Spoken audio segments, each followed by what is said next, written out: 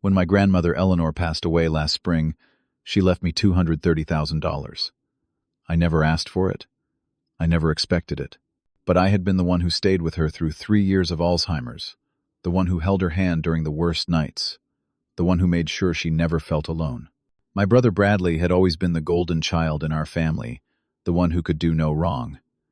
Me, I was the afterthought. So when Grandma chose to leave everything to me, I thought maybe finally someone had seen me. 3 days after the funeral, my brother showed up at my door.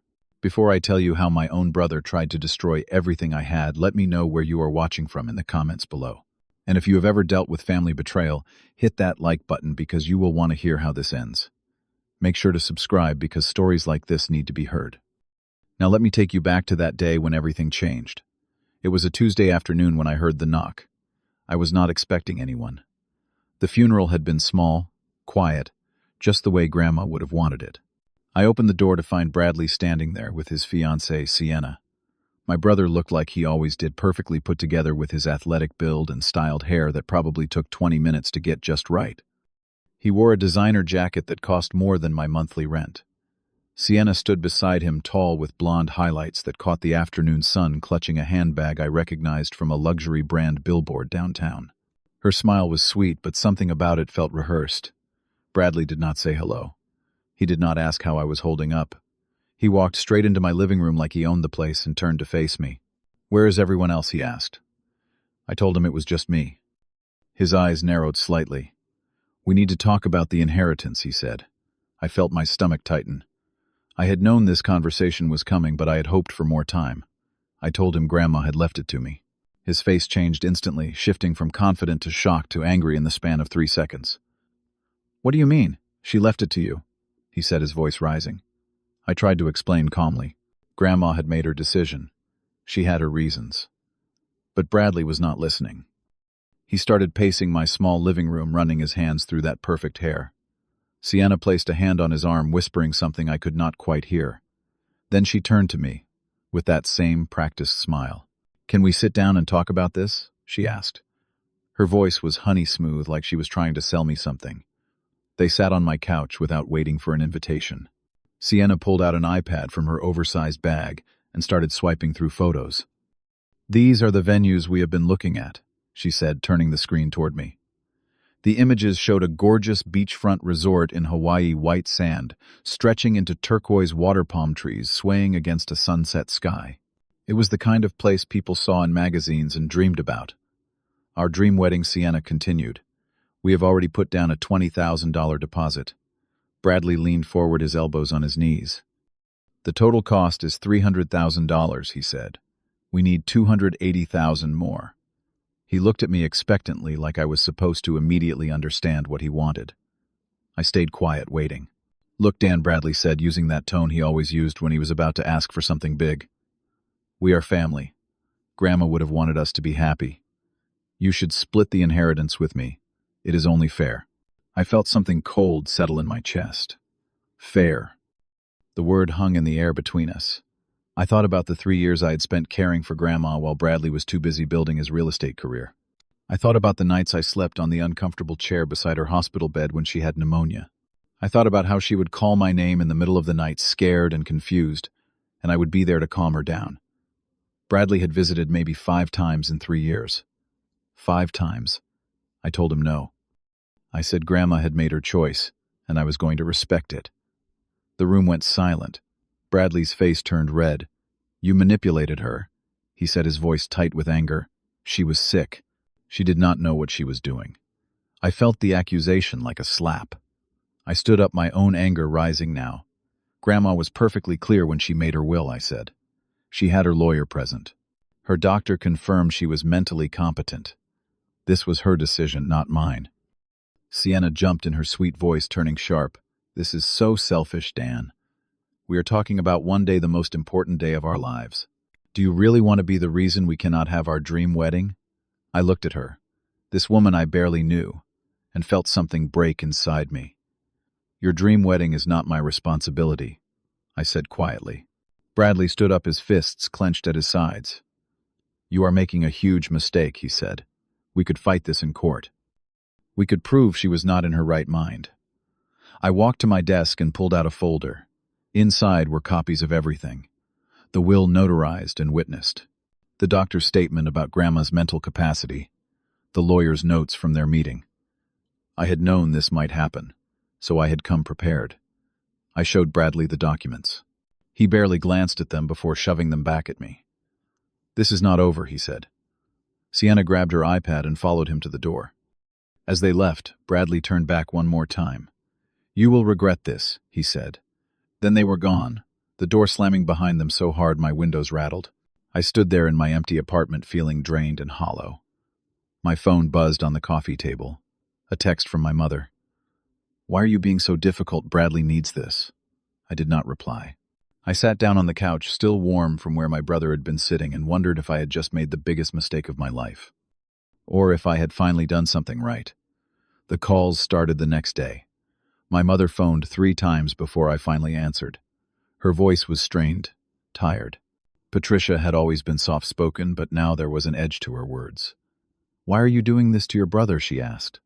I tried to explain, but she cut me off. "Bradley has always been there for this family. Now he needs help, and you are refusing." I reminded her that I had been the one there for Grandma, not Bradley. She went quiet for a moment, then said something that made my chest ache. "It is just money, Dan. Family is more important." My father, Robert, called next. He was more direct, the way he had always been. "You owe it to your brother," he said without preamble.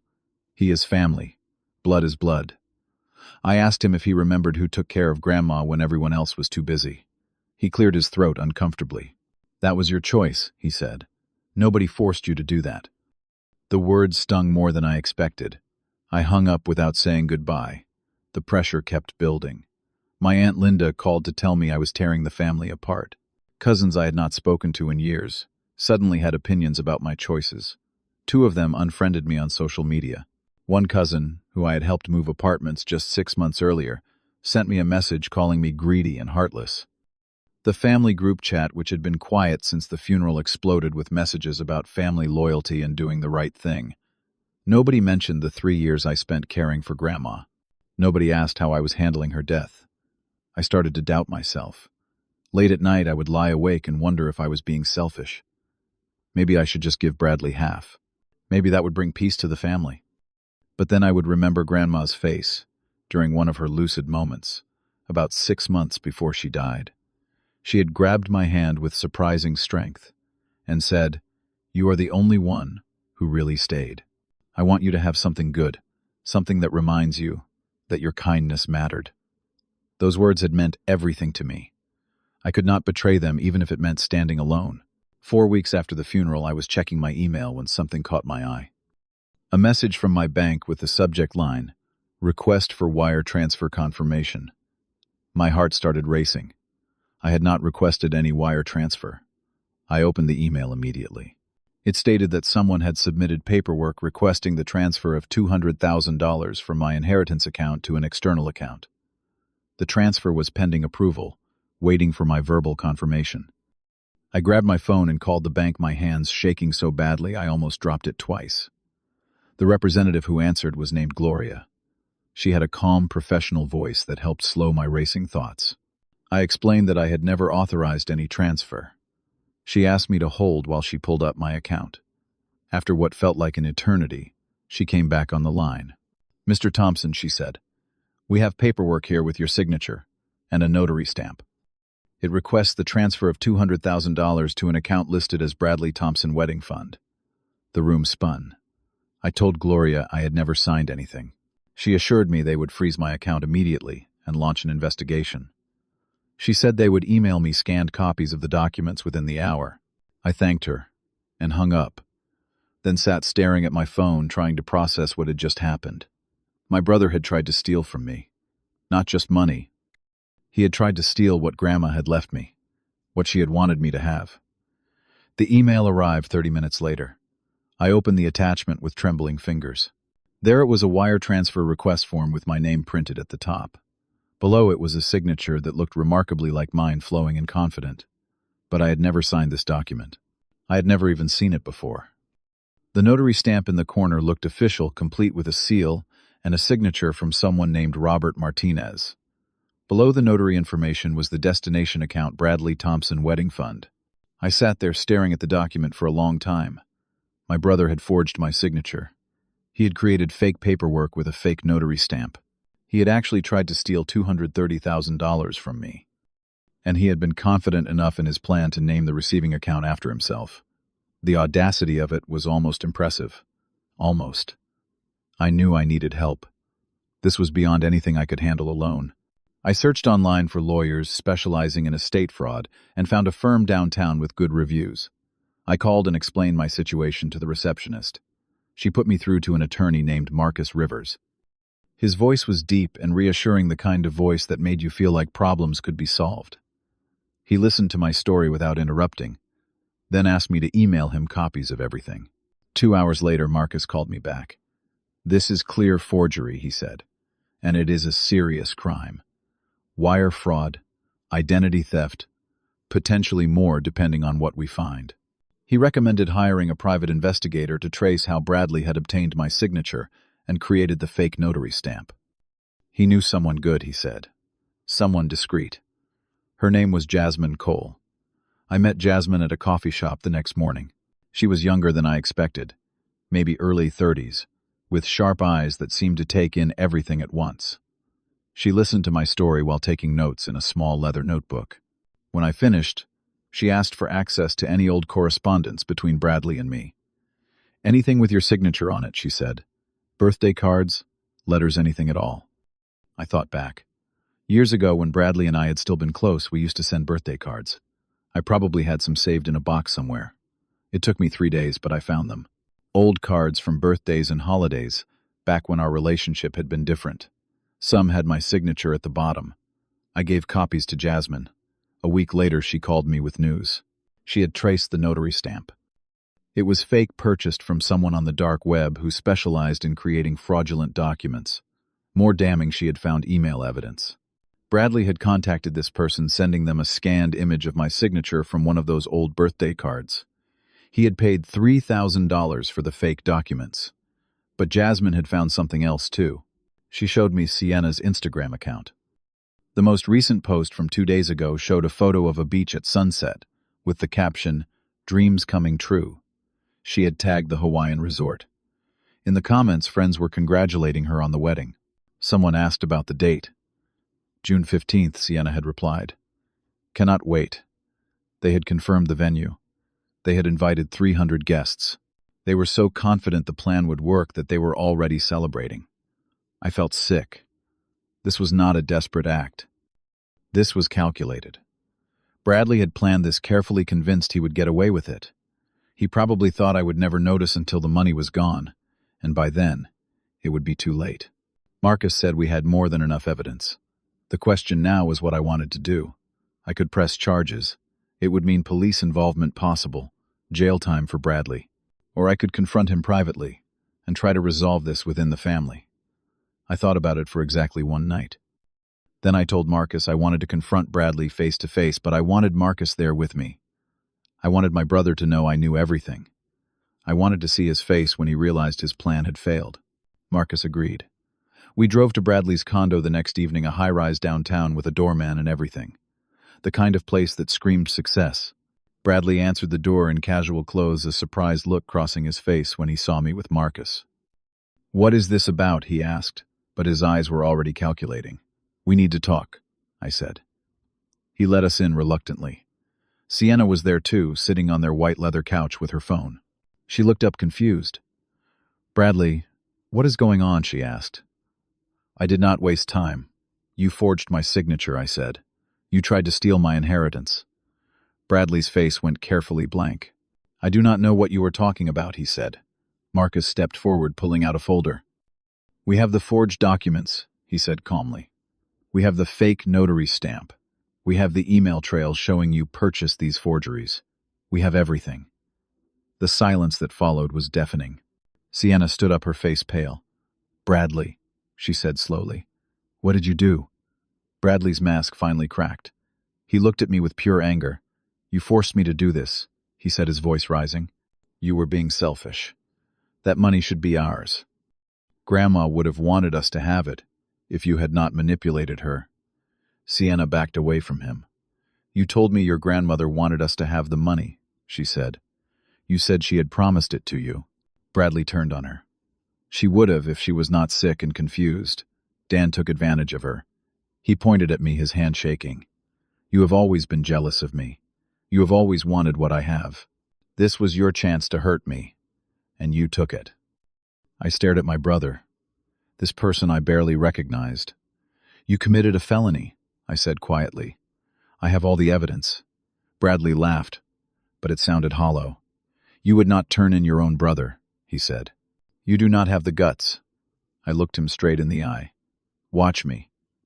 Marcus and I left. In his car, he asked what I wanted to do next. I thought about everything. About Grandma holding my hand. About 3 years of care that nobody acknowledged. About my brother trying to steal from me without a shred of remorse. "Press charges," I said. Marcus nodded and pulled out his phone. By the time we reached my apartment, he had already started the process. The police report was filed on a Friday morning. Detective Sarah Brennan was assigned to the case. She was thorough and professional, reviewing every piece of evidence Marcus and Jasmine had compiled. The digital trail was clear. The forged documents were undeniable. By Monday afternoon, she called to tell me she had enough to make an arrest. Did I want to proceed? I closed my eyes and saw Grandma's face one more time. "Yes," I said. "I want to proceed." 2 weeks later, Bradley was arrested at his office. I was not there, but I heard about it from my cousin, who still talked to me. Apparently, Bradley had been showing a property to clients when 2 officers walked in and asked him to come with them. The humiliation of being arrested in front of colleagues and clients was immediate. By that evening, everyone in the family knew. My phone exploded with calls. My mother was hysterical. "How could you do this to your brother?" she screamed into the phone. "He is going to jail because of you." I stayed calm, though my heart was pounding. "He is facing consequences for breaking the law," I said. "He chose to forge my signature and try to steal from me. Mom, he committed fraud." There was silence on the other end. Then she said something I will never forget. "You have destroyed this family." She hung up. My father called next. His voice was cold, controlled. "You are destroying your brother's life over money," he said. "Is this really worth it?" I took a deep breath. "Dad, he tried to steal $200,000 from me. He forged legal documents. What would you have me do? Just let him get away with it." My father was quiet for a moment. "He is your brother," he finally said. "Blood is supposed to mean something." "It does," I replied. "That is why this hurts so much." He hung up without another word. But then came the domino effect. Within 48 hours of Bradley's arrest, everything started falling apart for him. The bank officially froze all of Bradley's accounts pending the investigation. The Hawaiian resort, upon learning about the legal issues, immediately canceled the wedding reservation. They kept the $20,000 deposit, citing the morals clause in their contract. Sienna found out through an email. I know because she called me sobbing. "Please drop the charges," she begged. "The wedding is in 2 months. We have 300 guests invited. My family is flying in from across the country. I cannot marry someone who is a criminal. Please, Dan." I felt a flicker of sympathy, but it died quickly. "You should have thought about that before planning a wedding with stolen money," I said. "Did you really not know what he was doing?" Her silence was answer enough. She hung up. 3 days later, Sienna posted on Instagram a photo of her hand conspicuously missing an engagement ring.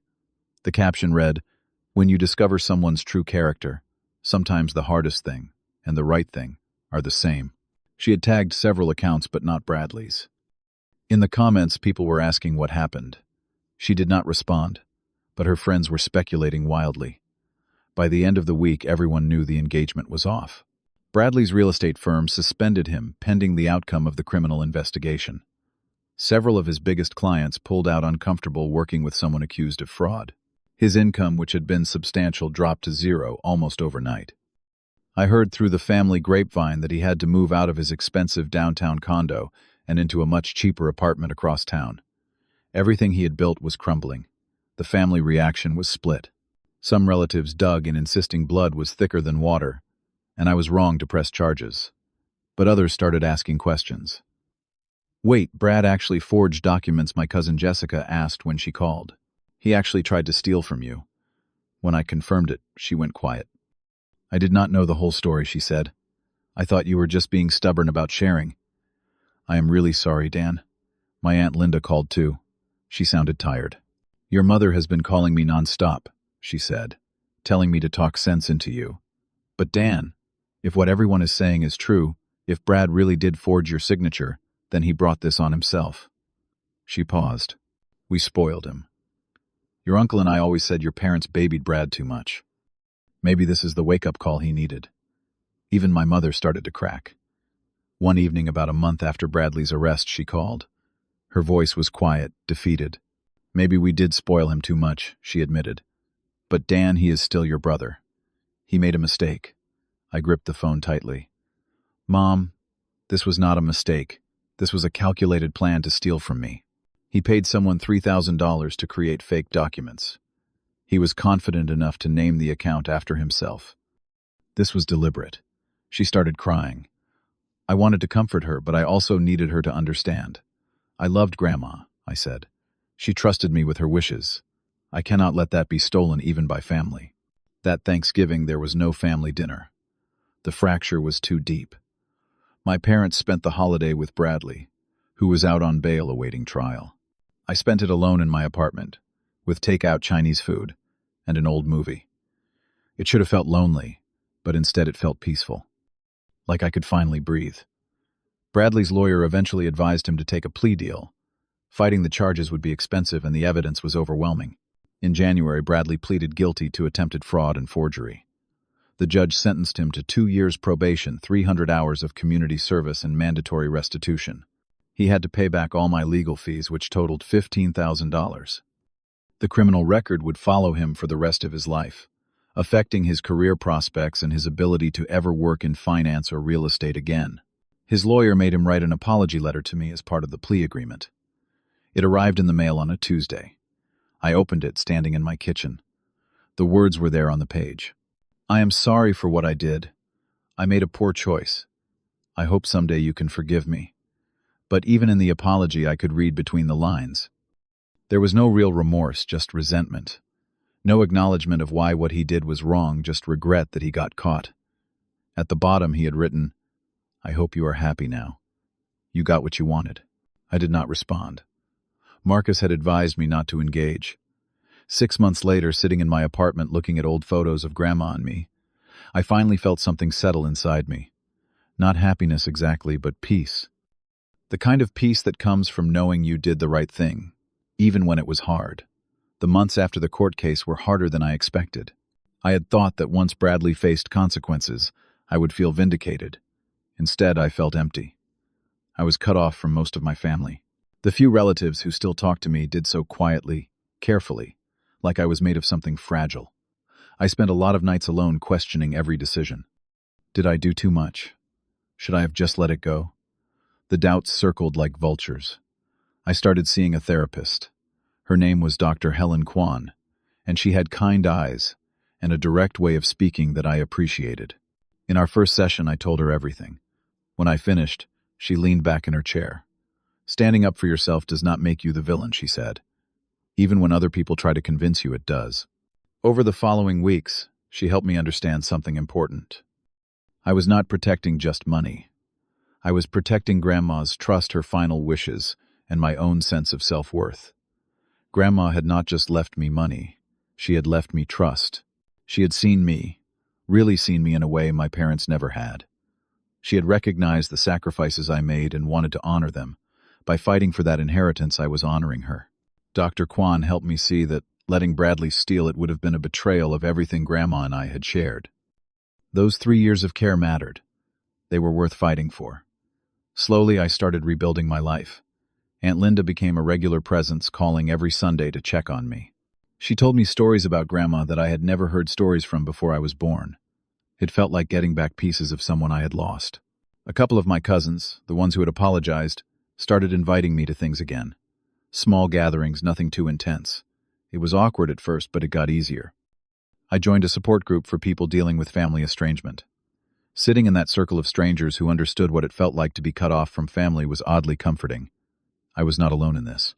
Other people had made hard choices to protect themselves and were living with the aftermath. We shared stories, offered advice, reminded each other that choosing yourself over family obligation was not selfish. It was survival. I also started exploring interests I had put aside. I had always loved photography, but had never had time to pursue it seriously. I used a small portion of the inheritance to buy a good camera and joined a photography club that met every Thursday evening. The people there knew nothing about my family drama. To them, I was just Dan, the guy who liked taking pictures of architecture and street scenes. It was refreshing to be seen as something other than the guy who turned his brother in. Professionally, things changed too. I had always wanted to go to graduate school but could never afford it. With the inheritance, I could finally enroll. I chose a program in social work inspired by my time caring for Grandma.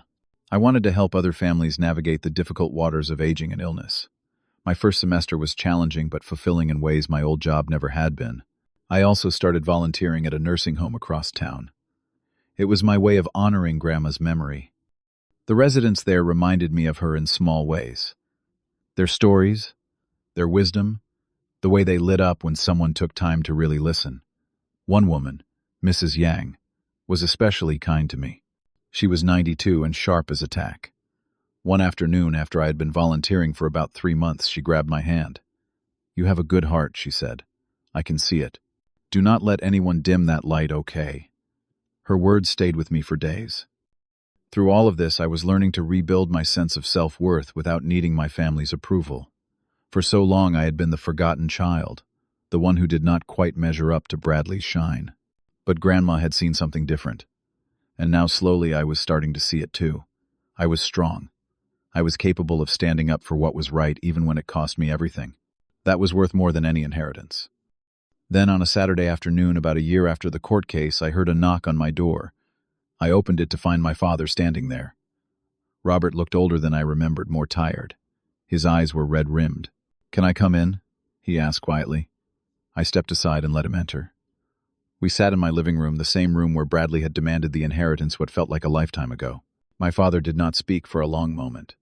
Then, to my shock, tears started running down his face. "I am sorry," he said, his voice breaking. "I was wrong. About everything. We favored your brother. We took you for granted. And when you needed us to support you, we turned our backs." He looked at me with so much pain in his eyes. "Your grandmother saw what we did not see. You were always the strong one, the good one. And we punished you for it." I did not know what to say. Part of me wanted to stay angry to protect myself. But another part, the part that still loved my father, despite everything, wanted to believe this was real. We talked for 2 hours that afternoon. He told me how Bradley was doing, living in another state now, trying to start over. He told me how my mother was struggling with guilt and grief, how the family gatherings felt hollow without the unity they used to pretend existed. The conversation did not fix everything. Years of hurt could not be healed in one afternoon, but it was a start. My father hugged me before he left, something he had not done in years. "I will do better," he promised. "I want to do better." I nodded, not quite ready to forgive, but willing to try. My mother sent a birthday card 2 months later. Nothing elaborate, just a simple card with a note inside. "Thinking of you. Love, Mom." It was not much, but it was something. I put it on my refrigerator where I could see it every day. A small step toward healing. As for Bradley, I heard updates occasionally through family members. He had moved to another state, found a new job in sales, started dating someone new. We never contacted each other. I did not hate him anymore. I had moved past anger into something closer to indifference. Some bridges, I realized, are meant to stay burned. Not out of spite, but out of self-preservation. I wished him well from a distance, but I had no desire to reconnect. That part of my life was over. Sitting here now, 2 years after everything fell apart, I think about what I learned. Inheritance is not just about money. It is about honoring the love and choices of the people who came before us. Grandma chose me, and protecting that choice meant protecting her memory. Standing up for yourself does not make you cruel or selfish. It makes you human. It means you understand your own worth. Family can be complicated. Blood does not automatically entitle someone to your loyalty, especially when they use that connection to hurt you.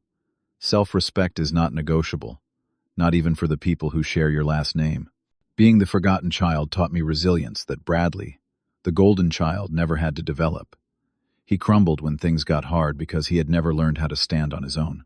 The greatest inheritance Grandma left me was not the $230,000. It was the lesson embedded in that final act of love. Your worth is not measured by who loves you the loudest, but by who shows up when it matters. She showed up for me by recognizing the care I gave her. And I showed up for her by protecting her final wishes, no matter the cost. So, let me ask you, have you ever had to choose between family loyalty and doing what was right? Have you ever stood alone to protect something that mattered? Drop a comment below and share your story. If this resonated with you, hit that like button and subscribe to the channel so you do not miss more real stories about real struggles. Share this with someone who needs to hear that standing up for yourself is not wrong. It is necessary. Thank you for listening to my story. I hope it reminds you that sometimes the people who test you the most are teaching you who you are meant to become. And sometimes the hardest person you will ever have to stand up to is the one who shares your last name. But on the other side of that hard choice is peace. Real lasting peace. And that is worth fighting for. Take care of yourselves out there. Choose your worth. And remember, you are stronger than you think.